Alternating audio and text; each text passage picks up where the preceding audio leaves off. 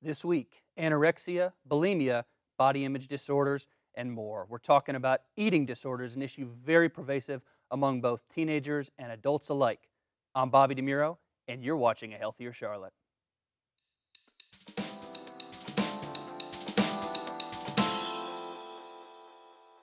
Eating disorders are so common in America that the Center for Disease Control estimates that 3 out of every 100 teenagers will struggle with one in their lifetime.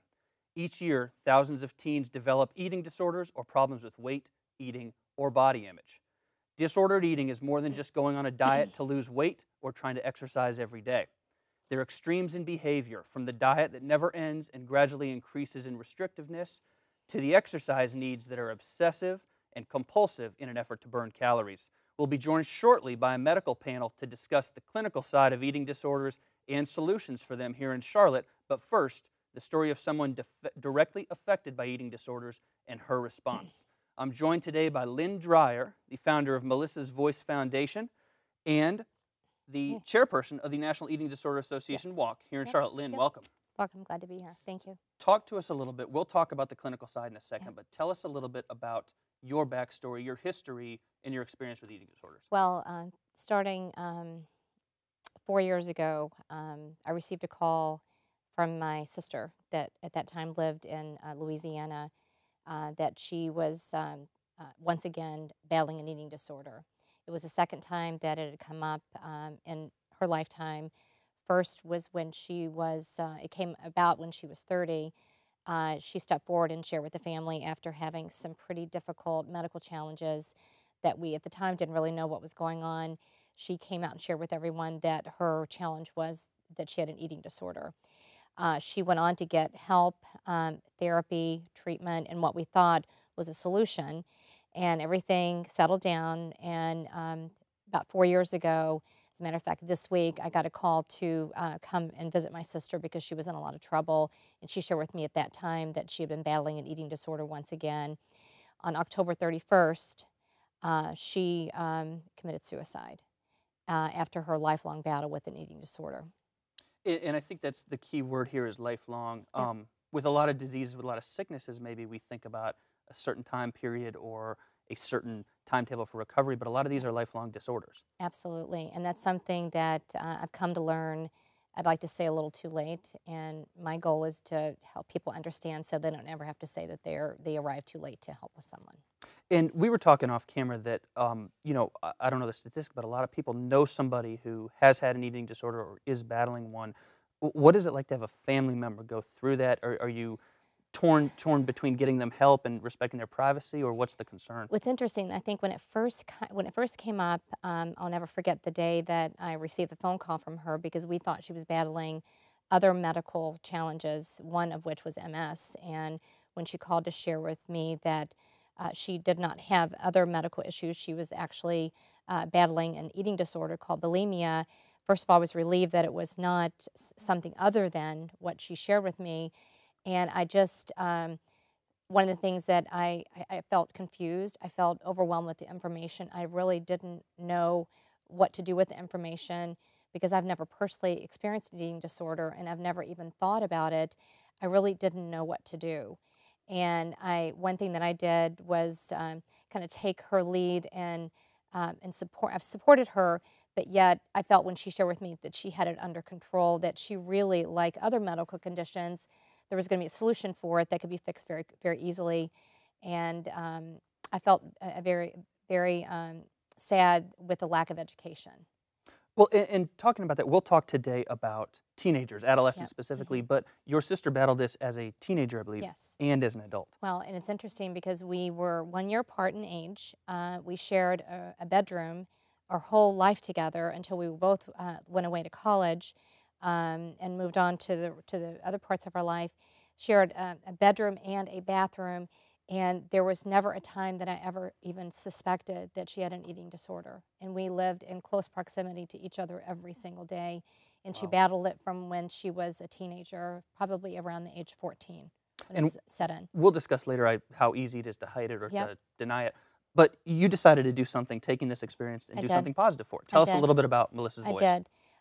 Back in March of this year, after working very hard for a couple years to try to figure out how I could manage to live the rest of my life without my best friend and my sister. I knew that I really wanted to do something to give back, so I reached out to the National Eating Disorder Association, which is one of the more common resources available to people that are affected by eating disorders, just to see how I could be a volunteer.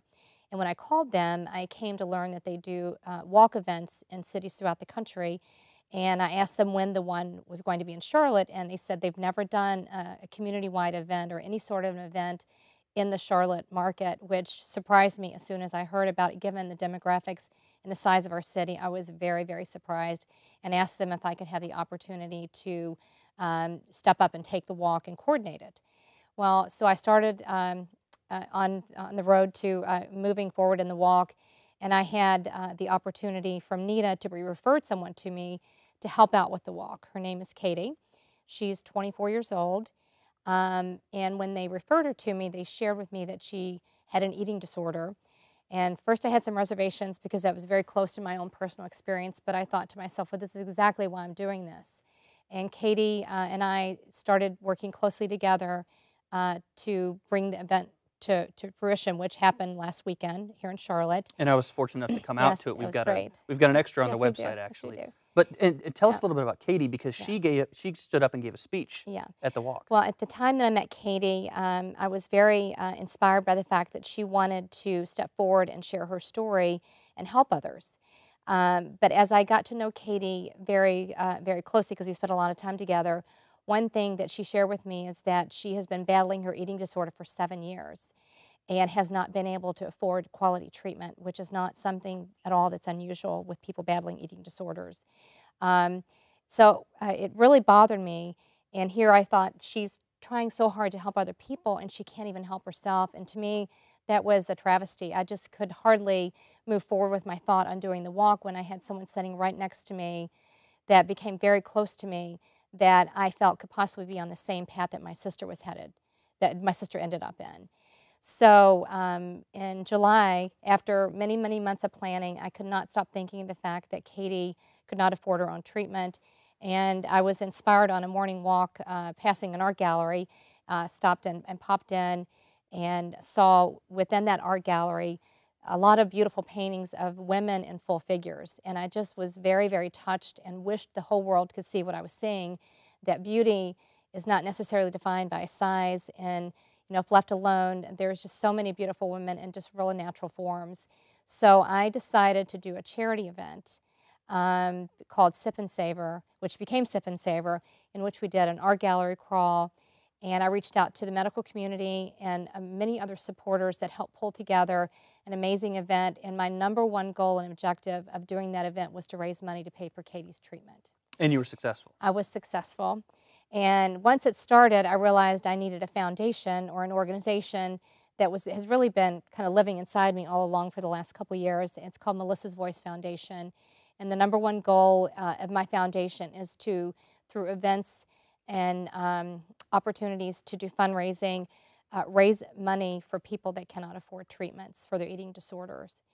My other plan for Melissa's Voice Foundation going forward is to develop an educational program to take into middle schools and high schools, hopefully to provide education, focus on leadership, focus on respect of oneself as well as respect of others, and hopefully serve as an opportunity to prevent young girls and boys both, because boys are also affected, to possibly getting that far down the road and not necessarily accepting themselves as they are. So that's on the runway right now. Sounds great. Lynn, Yeah, thank you yeah. so much for You're telling us very about welcome. Melissa's Voice. Great, thank you. When we get back here on A Healthier Charlotte, we are going to look at the clinical side of this, the medical side of this. But I think it's valuable that you guys see a real world, real person experience this and what they took from it and how they turned this into a positive thing. Stick with us on A Healthier Charlotte. We've got a Fit Minute with personal trainer Jen. We'll be right back. This week on Fit for All, we're doing two major exercises called a compound exercise. We're combining a couple things at once. Personal trainer Jen's going to run me through the gamut. Let's have at it. Okay, so before we get into our compound exercise, we're going to start with a shoulder press, so an overhead press. I'm going to hand Bobby the weights. He's going to set the weight up by having his elbows face the front of the room. He's going to press the weight up, overhead, and then coming back down, stopping at shoulder level, pressing up. So the key here is to keep the elbows really soft at the top. Notice he has a split stance. This allows him to distribute weight evenly between his legs and really draw in through the core. So the weight is slightly out in front of him. He's just pressing it up. Pretty simple. What else you got? All right, Bobby, so if we want to add in that compound element, what we're going to do is add a squat to an overhead press. So your feet are just a heel toe wider than hips distance. He's going to bring the weight out in front of him. So starting in a front squat, squatting down, and driving up, weight comes overhead. So now we're hitting glutes, legs, squeezing up, driving, strengthening the shoulders too. And I can feel this in the core because I have to stabilize. You do. You have to really draw the belly into the spine to protect the low back here. Feeling weight in your heels, pushing the weight overhead. Not easy, even with 10-pound weights for me. So what can people, when they're doing this one at home, what's the one thing they should watch out for injury-wise? I would say that the number one thing to be careful of anytime you're lifting weight overhead or squatting is that strong core. You have to engage abdominals. Brace it almost like you're about to get punched in the stomach. Right. Like if somebody was going to hit you, washboard abs, right? Perfect. That's Fit for All. When you guys see me next time, I'm going to be some kind of fit. I'm going to be in some kind of shape. That's right. Back to the show. Welcome back to A Healthier Charlotte. We're talking about eating disorders this week on the show, and now I am joined by our medical panel to talk about the medical side of this, I guess. First, to my right, Dr. Preeti Matkins, the Director of Adolescent Medicine at Teen Health Connection and the Director of Disordered Eating Programs at Levine Children's Hospital. To my immediate left, Jessica McCormick. She's a registered dietitian from Teen Health Connection. And to my far left, Dr. Bilal Gandour, who is a licensed psychologist specializing in eating disorder treatment at Southeast Psych. Welcome, everybody. Thank you. Thank you. Now, we heard the personal story first, but let's talk about the medical side of this. Frame the issue for me first, Dr. Matkins. What are we looking at when we talk about eating disorders, prevalence, pervasiveness? How many people are affected by this? Well, it depends on what kind of data you look at. And certainly with eating disorders, it's a little difficult to say how many people have eating disorders because it's based on those who seek care. So there's eating disorders that people have heard about, like anorexia or bulimia, but a large group of patients with eating disorders don't meet all the criteria for each of those. So depending on the studies you look at, up to 1 in 8 people will be affected by eating disorder at some point in their life. And 1 in 8 sounds surprising because I've made this point a couple times off camera, but I didn't look at this as a public health issue until now, but it is. Dr. Gandour, when you, I guess, treat people, when you deal with people who are suffering from an eating disorder, this is just like any other disease. This is an epidemic. Yes, absolutely. And what really makes it difficult is that in the beginning stages, it's kind of hard to figure out what exactly is going on because you're dealing with food and everybody eats food. And so the progression is slow and it's hard to figure out, as Preeti was saying, that when is it exactly a disorder that fits a diagnostic criteria and when it's not. But it progresses and it's problematic when you don't seek care, of course, and it gets harder as time goes on. And it may be common sense, but Jessica, when we talk about eating disorders, we know that if you're not eating or you're eating disordered, it's unhealthy, but what makes them so dangerous? What's going on? Well, basically with eating disorders, what makes them so dangerous is that people are restricting their calories sometimes to very severely low amounts to the point where their bodies are working in overdrive. Their hearts are having to work harder, their kidneys are having to work harder, their livers are having to work harder, and that even goes to say with patients who are overeating as well, who are then overeating and then maybe doing compensatory behaviors such as exercising or purging, such as vomiting, that makes their bodies work even harder. So it's very dangerous for their overall systems to handle.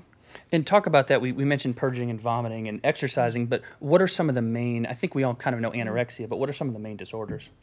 So the types fall under anorexia, and then bulimia nervosa, and then eating disorder not otherwise specified. And they can be many types of binging and many types of purging or inappropriate compensatory behavior. So it's not always the typical that people think of, you know, somebody eats a lot of food, which would be considered more than normal for someone their, you know, age and size, and then has a compensatory response. So most people think of that as vomiting, but it doesn't have to be vomiting. It can be, running on the treadmill 2 hours every night and, an hour before school in the morning. It can be use of laxatives. It can be use of caffeine or other things that patients learn about from other sources, including internet or peers that may also have an eating disorder. And I don't want to scare people watching and think that everybody is going to go home and think they have an eating disorder, but what are some signs maybe that somebody is going down that path of disordered eating? Well, you'll be looking at a sort of conflicted relationship with food when they start mentioning that they're not too sure they should eat this, they should eat that, and then it takes on a life of its own, their emphasis on food and what they should eat and not eat. And so that is a warning sign, and you want to tell someone like this is as soon as you sense that you have a conflict, whether it is a love-hate relationship with food, as in the case with bulimia, you don't know if you want it or not, or if it's with anorexia where you sort of say, I don't need any food, because eventually it goes down that dangerous path. You want to try to help them as much as possible to feel comfortable around it and help them, as kind of what Lynn was saying a moment ago in the previous segment, approach them in the kindest and the sweetest sort of way, not in a confrontative way or in a way that you're going to impose what you think they should do. Well, and talk about that approach, because I know this is obviously a very private matter, but when you, Dr. Ghandour, when you deal with somebody with an eating disorder, what is the best thing somebody at home can do? Do they come to the person? Do they take them to a doctor? What's the first step?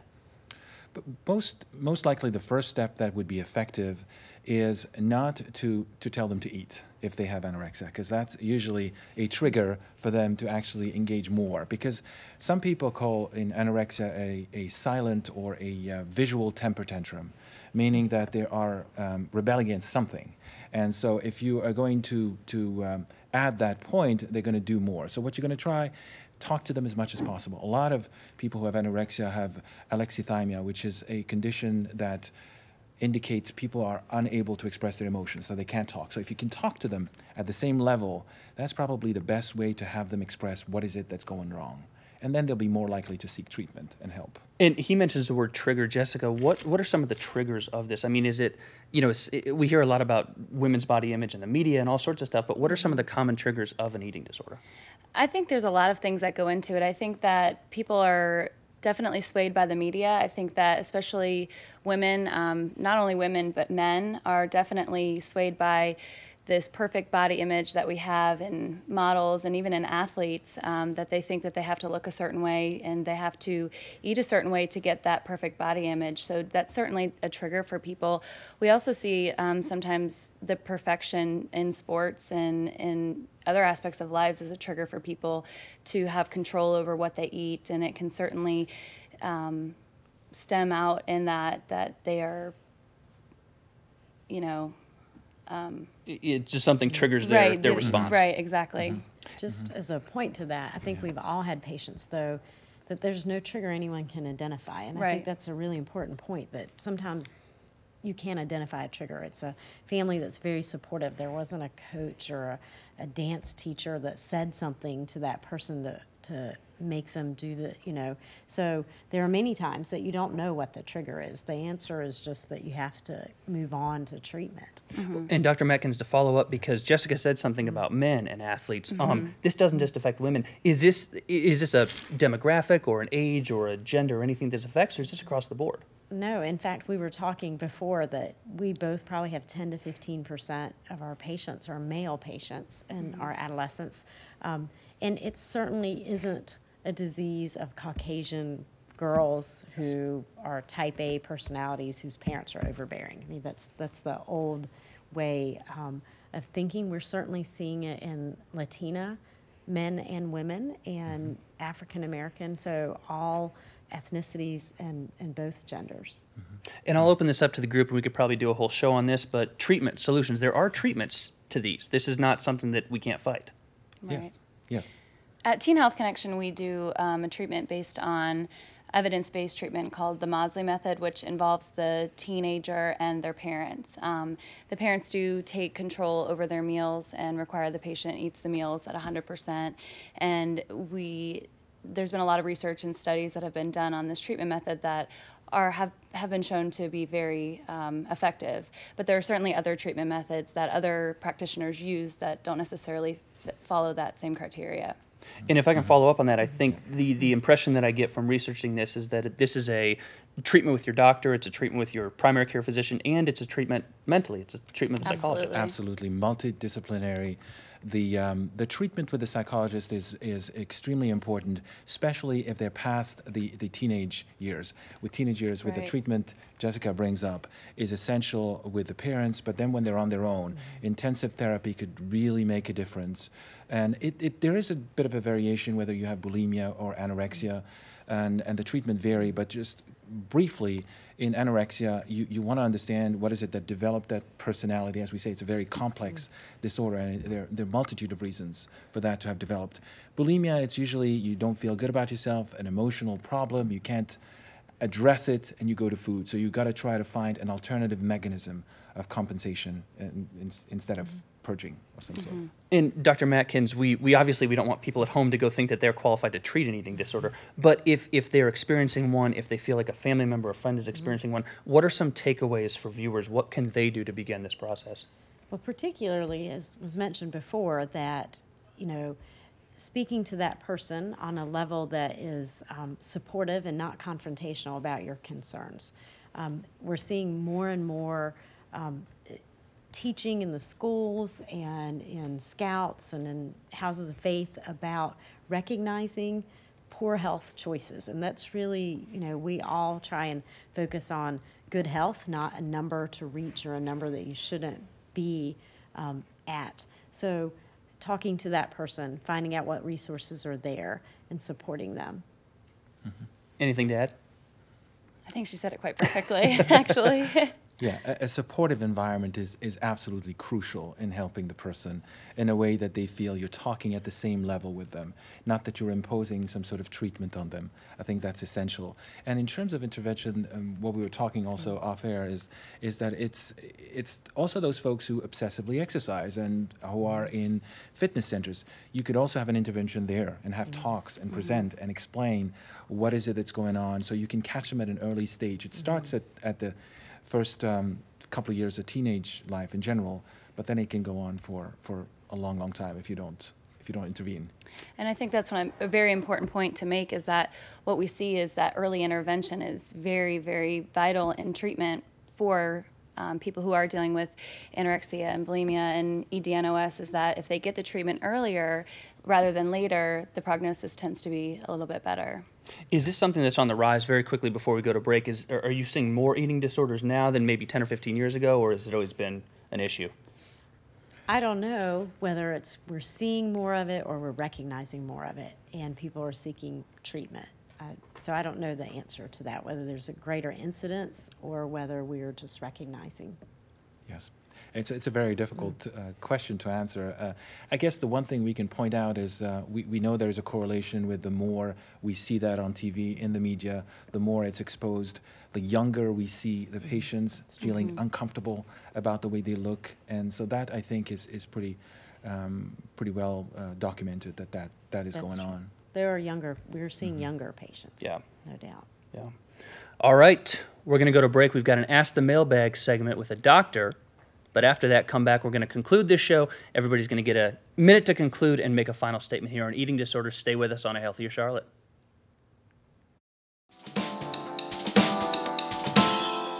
This week on Ask the Doc, I'm joined by Dr. Pam Young from the Matthews Children's Clinic. And this question applies to me this week. Jessica from Charlotte writes in. She says, I'm a young adult on my own, about to go off my parents' insurance plan, living in Charlotte, and I'm far away from home. How do I choose a doctor that's right for me? That's a tough one. I would say ask around. Ask your friends that maybe have similar needs, similar concerns, and see who they have found that they are comfortable with. And also don't be afraid to, some practices will offer an interview ahead of time or a pre-visit, and that may be an option. And also don't be afraid to, if you don't quite hit it off with the first person that you choose, you can always look around. shop around, and it's more complicated than just picking a name out of the phone It book. absolutely is, yes. Great. Thank you, Dr. Young. Thank you. If you have a question for our Ask the Doc segment, you can find us on cltblog.com as always, or you can go on Twitter at A Healthier CLT, or on Facebook, search A Healthier Charlotte. Thanks. Now back to the show.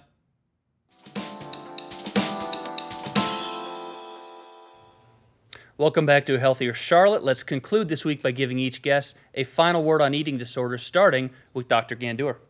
Yes, I think what I would say, two take-home points. First, if you sense that you have, as a person, a conflicted relationship with food, and you sense that you obsess about it a little bit too much, then you are much better off bringing that to the open as quickly and as effectively as possible, because we have to remember this is a very secretive and very private and very silent disorder, and you want to talk. It never helps to keep it to yourself. It's self-defeating.